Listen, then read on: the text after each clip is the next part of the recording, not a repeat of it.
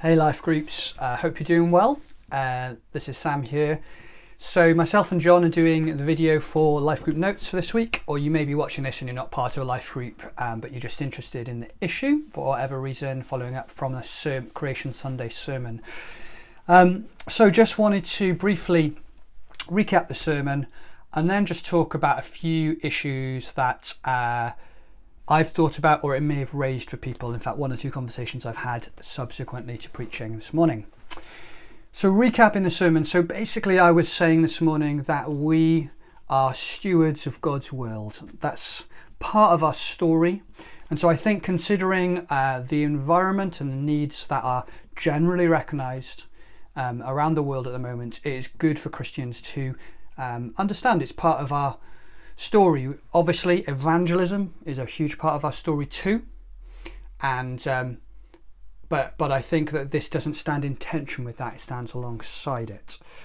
A part of our story, of course, is to care for the poor, and I was making the point, as John Davey made last time, and Martin Charlesworth, I'm sure, will make next year, that issues to do with the environment very often affect the poor and vulnerable, and it's really important to recognise that. We're talking about people, not just things, although God's creation is in itself important as well.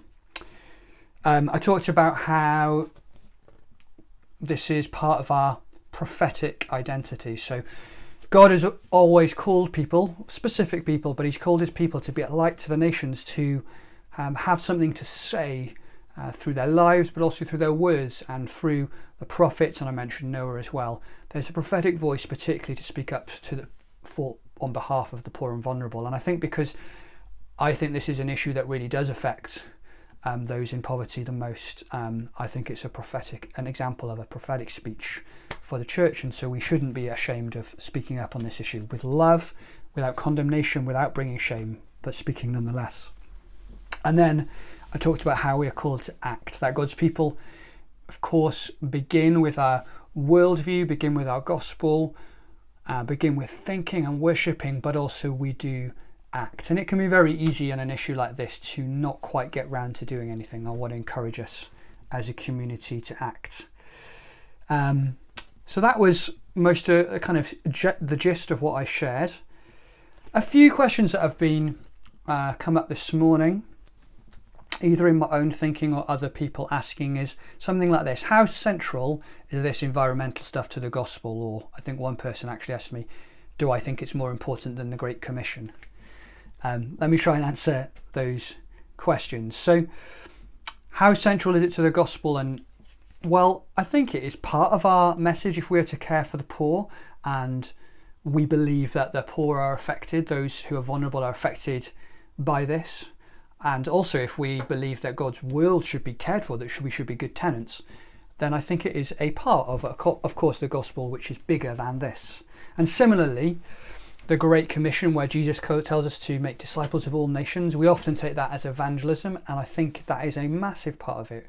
We care about people's eternal destinies. We want to share the love of Jesus.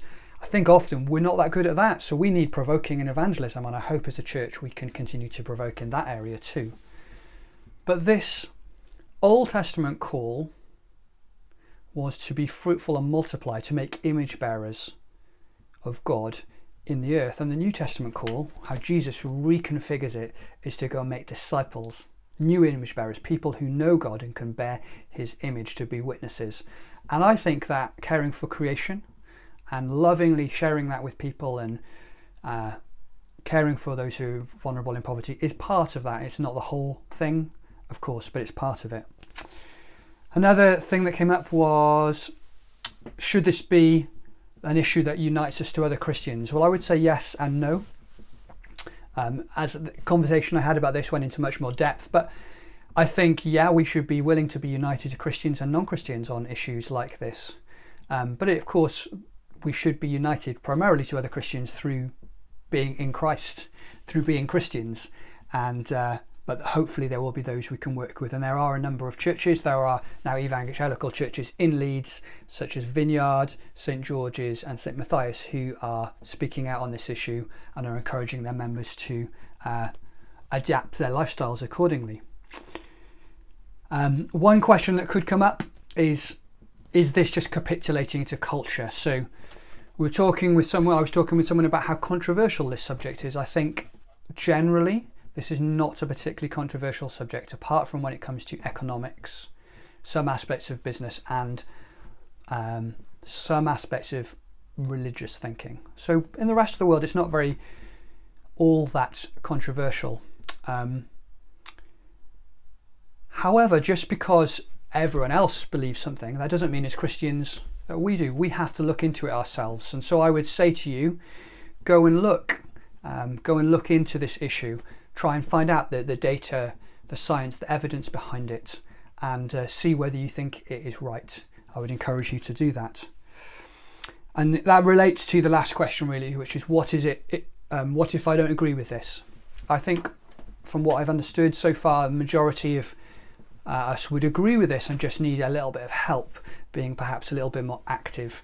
But maybe you don't agree with this. Well, I would encourage you again. We have to lead with integrity, and I would encourage you, I think this is an issue. I would encourage you, go and look again at the issue. And of course, if you don't agree, you are still welcome in Gateway Church, but it is something that we will be talking about a little bit. So we would encourage you to look at that. We want to be united in this. We want to be a church that is united, and we unite not primarily around environmental issues. We unite primarily around Christ and our worship of him. So I would encourage us to let's see these steps that we take as linked to that. And by all means, those of you who are saying, but what about evangelism? Please, let's grow in the gift of evangelism. Let's provoke each other there. And if you want to be helping us with that, you are so welcome.